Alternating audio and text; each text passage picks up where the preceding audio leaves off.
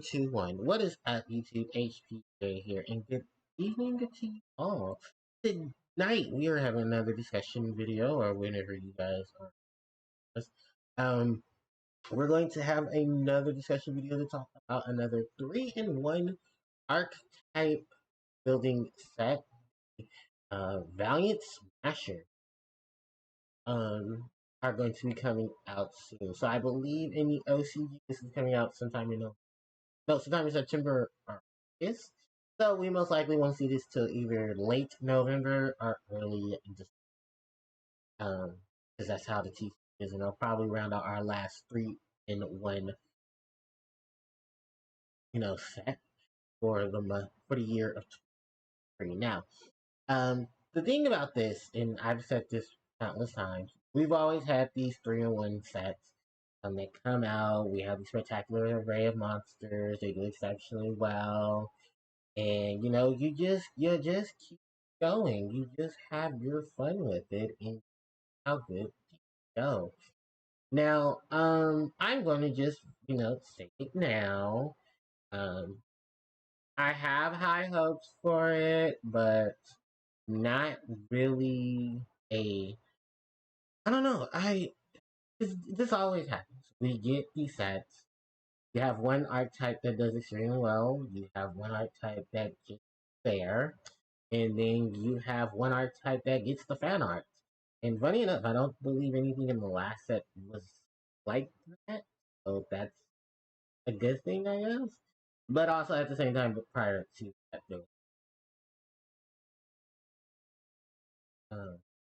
because I know we got the Pearly, the Mimako, and Rescue back in January.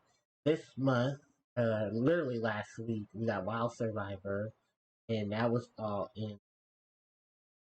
That was the Transcend Drake, the Novelli, and the Soul.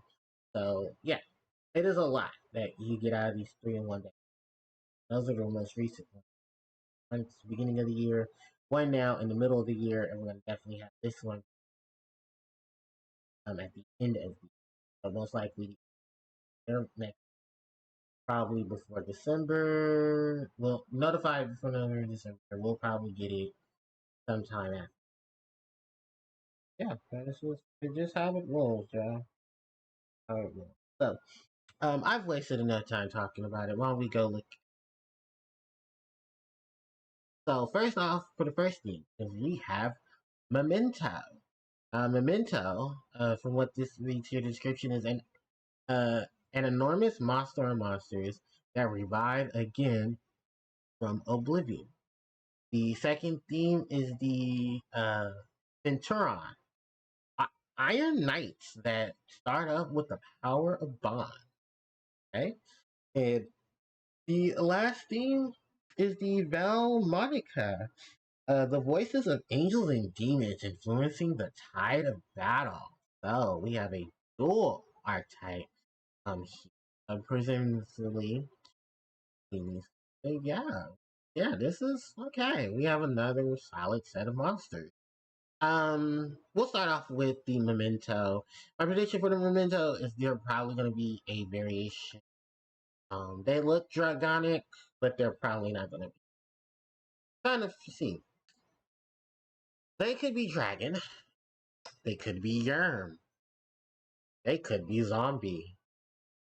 That fits into the categories. They look very dragonic. They look very much so. They look fossil-like. They could be rock. You don't want another situation like when we had the Emancipator.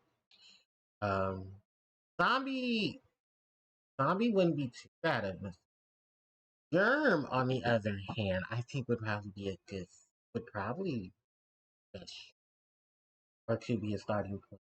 It does look very Germ-like. Like that's the thing about Germs is Germs are they're dragon in appearance, but their mystical powers are a lot different than what dragons are. Fire breathing like that. Germs are doing a lot of spell, have a lot of magic power, magical force behind. Or a dragon is just a dragon. It's got wings, it's got claws, it can spit fire. So it's just a lizard with wings and fire breath. So really, I don't know. I'm going for zombie, but it could be germ, and of course, there's always that hint that it, or it could be kind of similar to Vanquish Soul, which is a whole amalgamation of monsters, monster types in one, and they all fit under the one particular archetype. Um, to be, to have that beneficial setup. So it is what it is with that. Moving on is the centuron. The centuron. I hope I'm pronouncing it. Or the centurion. Um, I know I just added letters to this. So Iron Knights that start with the power of Bond. I believe this is probably maybe a combination archetype. I always want to throw out Union because when you see two monsters in the same artwork, one's a mech, the other one is a knight. So that's probably the first. Oh, are they gonna go back to the warrior esque Union setup they did? Because what was that? The Infernal Knights did that. So maybe, or maybe they're gonna, do a combination of warrior and machine. I think they did that with the rest too, which worked out pretty well. So maybe try another one with it, or maybe a combination of fairy and machine. I'll give them some.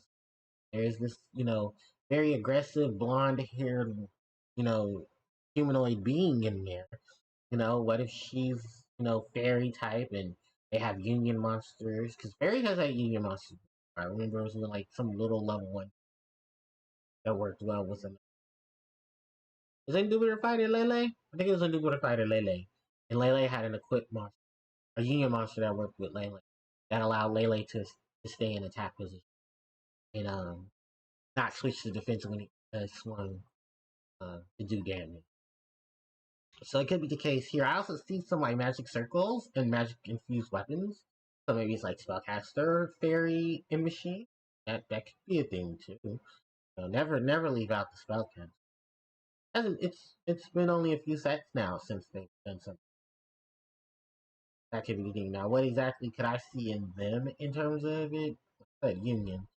Because I can't really tell you what I can see in Memento. I mean, hey, if you ever float the boat, it float the boat. Now these two little lollies. Let's talk about the Val Monica. Val Monica has the potential that it could potentially be like the Pearly, where these cute little adorable creatures have like the most expensive ass cards in the game, and then just do a whole bunch of shit, and then here. Or they could be like Madolce and sweep in and be cute and adorable, but also forced to be wecking with. I know I said wecking. Or they can unfortunately be like, was it Sandalcord, and be very just mid to low tier pendulum monsters that did absolutely nothing and gave people hope and failed. With literally one or two really good pendulum cards and eventually well. So it could potentially work for them if they, with the whole cute lolly thing. As the cute lolly thing actually is viable to what their archetypes effects and archetypal games be. But then again, you can say that for a lot of stuff. So if anything, if I want to predict anything, I would say this is a combination of Synchro Fusion and Exceed. This will most likely have its Link in Exceed, or maybe be a Link-based archetype. This is probably Pendulum. And that's only because of the fact that there's two particular monsters. I just don't. Ooh, I hope this is not like Dream Mirror. Because Dream Mirror really got like a very bad stick. Bad end of the stick where I remember when Dream Mirror came out and like, let's abuse the field spells. There's only one field spell zone. You can put these field spells in in each zone. Okay, but is that going to be beneficial? Depends on which monster you're going to bring out from the deck. Oh god, and then that's what's really going to kill them. Is I hope they don't go down the Dream route because with all the stuff Dreamer getting still was not stable enough for Dreamer to be. I mean, it's a casual deck, if anything, but I feel like it's really worked on or thought about. It came their set. It took so long. it's still like a whole lot of stuff they got.